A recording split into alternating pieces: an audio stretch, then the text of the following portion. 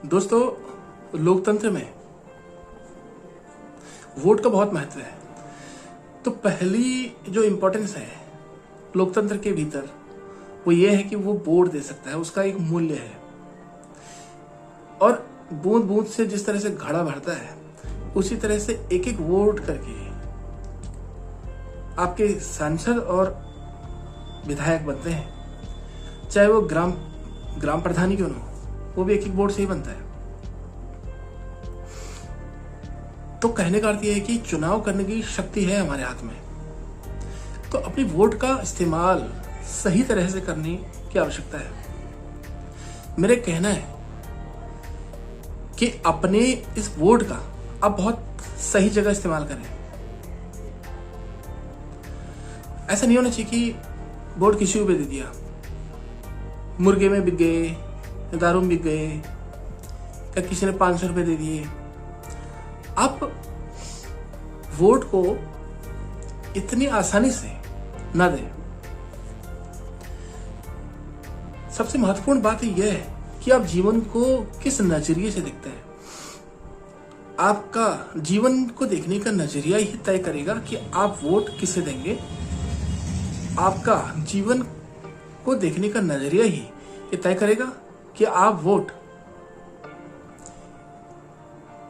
अपने कहने से खुद के विवेक से देते हैं या किसी और के कहने से दे देते हैं, किसी को भी दे देते हैं।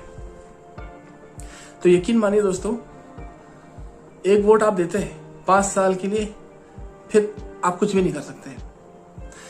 तो हमें कैसा समाज चाहिए, हम क्या चाहते हैं? हम ये चाहते हैं कि हमारी जो समाज है उसकी चेतना उठे। भाई चेतना उठेगी तो सारे काम अच्छे होंगे। हत्या, बलात्कार, चोरी, ये तमाम तरह की घटनाएं बहुत कम हो जाएंगी। इन सब पर विराम लगेगा। और शिक्षा इसमें सबसे महत्वपूर्ण विषय वस्तु है। शिक्षा वो हथियार है, या कह सकते हो शिक्षा वो टूल है जिसके माध्यम से पूर्ण परिवर्तन किया जा सकता है। तो इतना आसान नहीं है, हम इसको कम तरह करके नहीं आंक सकते। शिक्षा को कम तरह करके नहीं देख सकते। तो हमें वो सरकार चाहिए, हमें वो विधायक या वो एमएलए, एमपी वो चाहिए जो आपको एजुकेशन प्रोवाइड कर सके, आपकी सड़कों को ठीक कर सकें। ठीक है, वोट देने से पहले जरूर ध्यान देना कि जिनकी उपस्थिति में अभी आप जहां रह रहे हैं, क्या आपके आसपास की सड़कें ठीक हैं? अगर नहीं है तो दोबारा वोट अगर कोई मांग रहा है तो उनसे आप सवाल कर सकते हैं। तो ये आपका विवेक है। तो आप क्या करना चाहते हैं और किससे वोट देना चाहते हैं? चाहे वो सड़कें हैं, चाहे वो खान पान की सामग्री हो सकती है, चाहे वो मेडिकल क्षेत्र हो सकता है, या तमाम तरह की चीजें। आज के टाइम में तो बहुत आसान है, गूगल से आप पता कर सकते हैं, यूट्यूब में आप पता कर सकते हैं। तो तमाम तरह के संसाधन हैं जहां से आप डाटा कलेक्ट कर सकते हैं, जहां से आप जानकारी ले सकते हैं।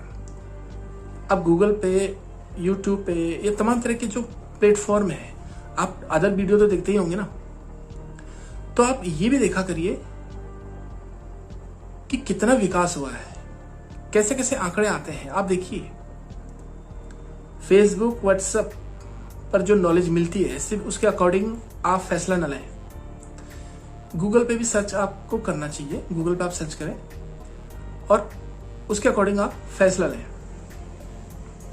कि रियल में हुआ क्या है। तो इसलिए वोट को जो है कम कर ना आगे, वोट बहुत महत्वपूर्ण चीज है।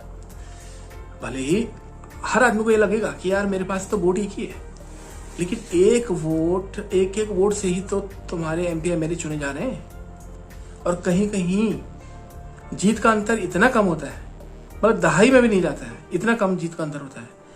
तो इसको इतना कमतर करके नहीं आंक सकते हो आप। ठीक है, आने वाले लोकसभा चुनाव हों या विधानसभा चुनाव हों या ग्राम पंचायत के ही चुनाव क्यों ना हो, ये कभी नहीं सोचना चाहिए कि मेरा तो एक ही वोट है, मैं तो कुछ भी करूं, क्या फर्क पड़ता है। फर्क पड़ता है, बहुत फर्क पड़ता है। हर आदमी एक ही भाषा में सोचेगा तो फर्क कितना पड़ेगा। तो इसलिए इसको कमतर बिल्कुल भी ना आके और सजग रहें। दूसरा क्या कहाँ वोट दे रहा है, दूसरा क्या कर रहा है, क्या आपका विवेक नहीं है क्या? आप पूर्ण इंसान है और यहाँ हर इंसान यूनिक है, दूसरा जैसा नहीं है। तो फर्स्ट ऑफ ऑल तुलना तो करनी ही नहीं है, किसी और से तुलना नहीं करनी है, वो सब ठीक है। तुलना नहीं करनी कि कौन मेरे में फिट बैठ रहा है या नहीं बैठ रहा है, कौन मेरे विचारों वाला है या नहीं, वगैरह वगैरह।